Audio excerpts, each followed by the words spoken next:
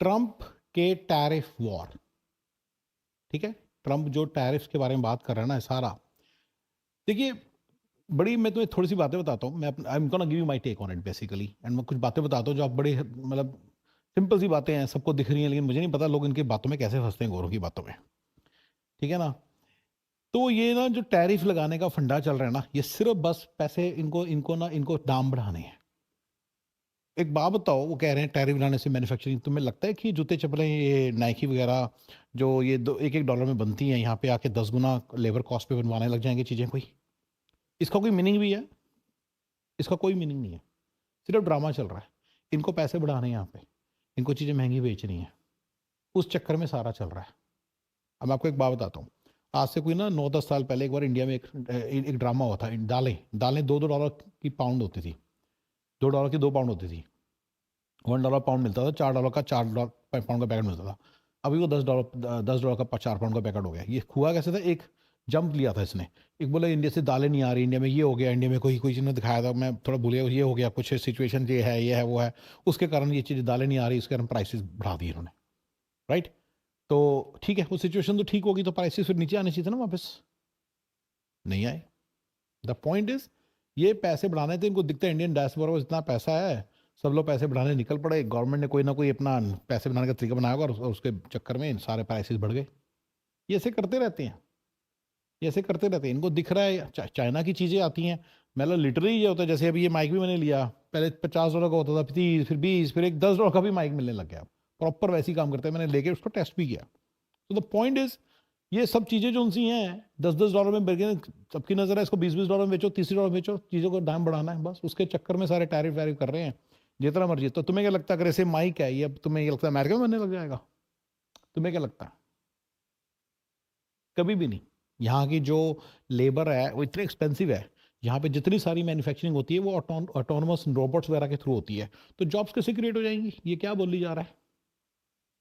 बकवास है सारी, ठीक है ना। तो ये टैरिफ वार जो सी सारी स्टार्ट की हुई है, सारा का सारा इसके पीछे एक लॉजिक यही है कि बस इनको पैसे बढ़ाने हैं, इनको चीज़ों के प्राइसेस बढ़ाने हैं, बस दैट्स इट। और उनको सामने सामने दिख रहा है कि यहाँ पे इतना कुछ मतलब चीज़ें जो बिक रही हैं, तो वो जो सा है बस उनके प्राइसेस जो से कम होते जा रहे हैं, उनको प्राइसेस बढ़ाने हैं बस। अब ये प्राइसेस बढ़ाएंगे ही बढ़ाएंगे, बस दैट्स इट। और कोई ऐसी बड़ी बात नहीं है। और वो $10 की चीज़ उनसी है $20 की हो जाएगी, अमेजोन का बल्ले बल्ले हो जाएगा, अमेजोन के वहाँ पे ज़्यादा वो पैसे, वो क्या नाम, अमेजोन भी ज़्यादा चार्ज करने लग जाएगा, सारा कोई ना कोई जो उनकी बीच की फीस होगी वो भी ज़्यादा चार्ज करने लग जाएंगे, सारा मिला के सब लोग मस्ती करेंगे, देखना प्राइसेस बढ़ेंगे अपनी हर चीज़ के, राइट।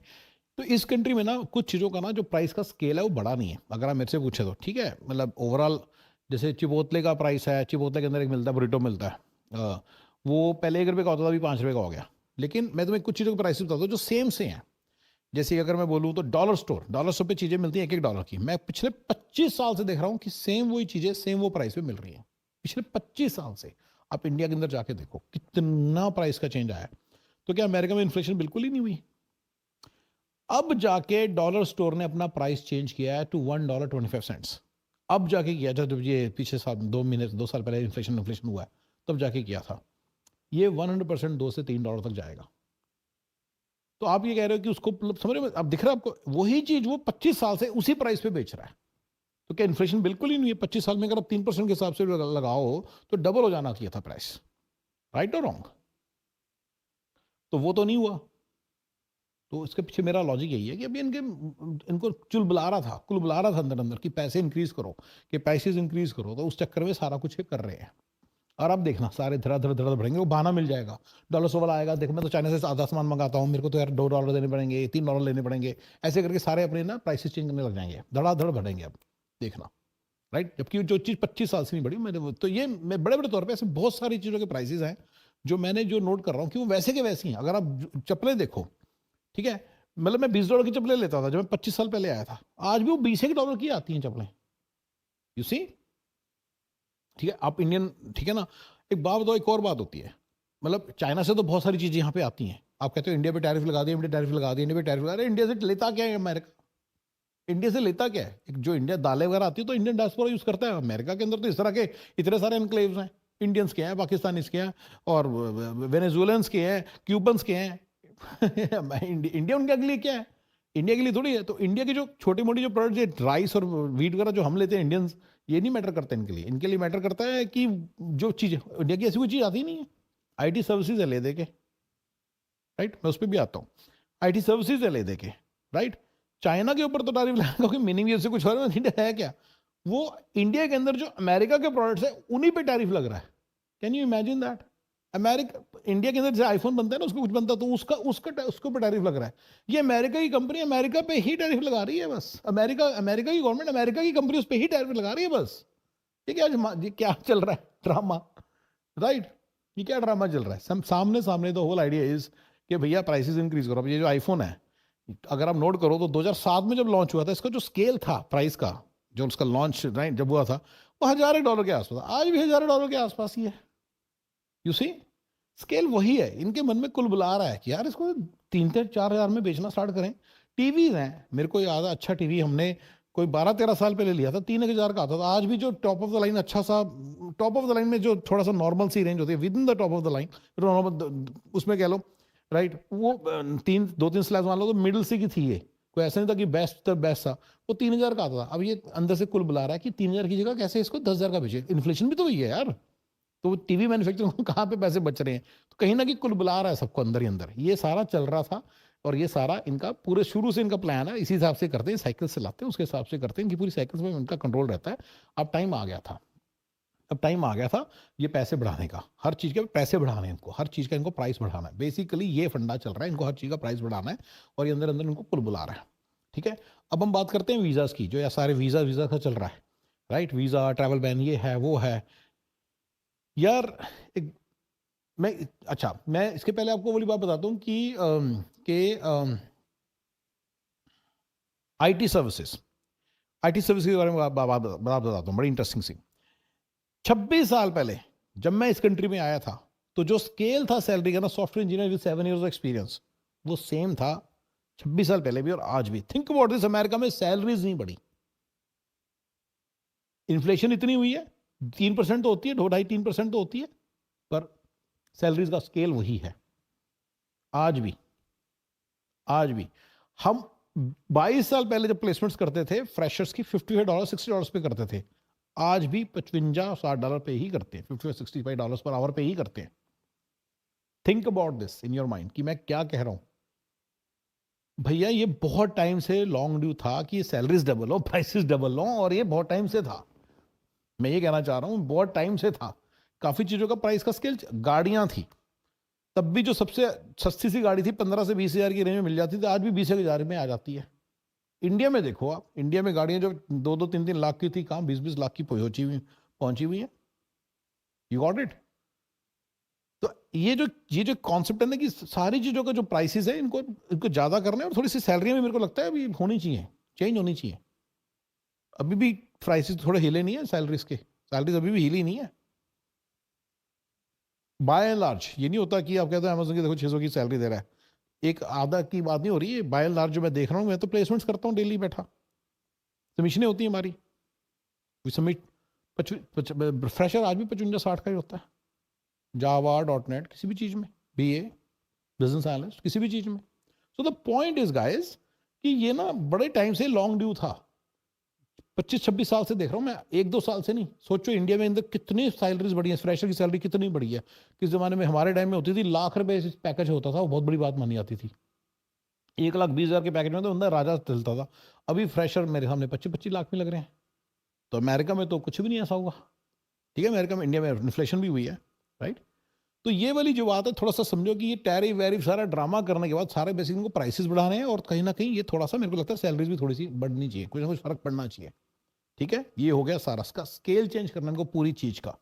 ठीक है, so this is what is going on, और ये सब बस उसी के अंदर ही ड्रामा है। अब बात करते हैं अच्छा आईटी सर्विसेज की। अच्छा आईटी सर्विसेज जो सी, हाँ ठीक है, मैंने आईटी सर्विस कवर कर ली। अब मैं बताता हूँ ये ट्रम्प वीजा बैन। देखो, ये अगर वीजा पे मान लो अमेरिका ने लगाया, अमेरिका में तो एक पागल आदमी आ गया, मैड किंग आ गया। ठीक है, so there is a mad king out there, right. America में तो मैड किंग आ गया, उसके कारण सब उल्टे सीधे हरकतें कर रहा है, कभी इस पे बैन लगा दी, उस पे बैन लगा दी। तो कनाडा वाले क्यों लगा रहे हैं, यूके वाले क्यों लगा रहे हैं, ये सारे क्यों लगा रहे हैं? अब जाके देखो, मैंने ऑस्ट्रेलिया को मुझे मालूम नहीं, पर ऑस्ट्रेलिया वाले भी लगा रहे होंगे पक्का। अब जाके देख लो, अभी रिसेंट में पता है सऊदी अरेबिया ने भी बैन लगा दिया इंडियंस पे, जिसका मुझे लॉजिक नहीं समझ में आया। कुछ कह रहे हैं जून तक है, I am not sure whether that's the same thing, but the point is कि सारे बैन क्यों लगाने पे लग गए हैं। अगर मान लो यूएसए सच में ही कुछ ऐसा कर रहा है तो यूके का ही नहीं, जी मैं अपना टॉप टैलेंट जो अमेरिका से निकल रहा है उसको अपने पास अट्रैक्ट करूं। ऐसा कुछ नहीं है, कचरा था वापस जा रहा है, सो कचरा तो चलो हो गया, लेकिन द पॉइंट इज ये यूएस को बंदे चाहिए ही नहीं। कहीं ना कहीं इनकी कैलकुलेशन हो गई है। वो ट्रम्प बोल रहा था ना कि 2-2 3 दिन जॉब्स कर रहे हैं फेडरल वर्कर्स, बथेरे लोग कर रहे होंगे, सारी दुनिया कर रही होगी। ये होगी एक बात। दूसरा एआई आ गया। अगर आपको दिख रहा है कि एआई के कारण जॉब्स खत्म होने वाली हैं, मुझे दिख रहा है, तो इनके पॉलिसी मेकर्स को नहीं दिख रहा होगा। और जो एआई आई है, आपको तो एआई आज पता चल रहा है, 2023 में आई थी वो, अप्रैल मई टाइम फ्रेम में रिलीज हुआ था चैट जीपीटी, राइट।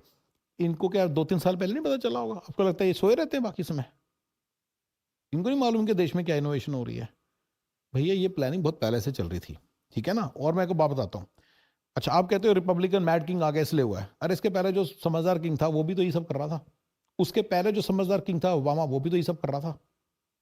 और अभी जो बाइडन था ये भी तो यही कर रहा था, आपको पता है। ये सारा का सारा जो रिस्ट्रिक्ट करने का काम है, बाइडन ने बहुत सारे रूल्स बना के किया था रिस्ट्रिक्ट करने के लिए इंडियंस को।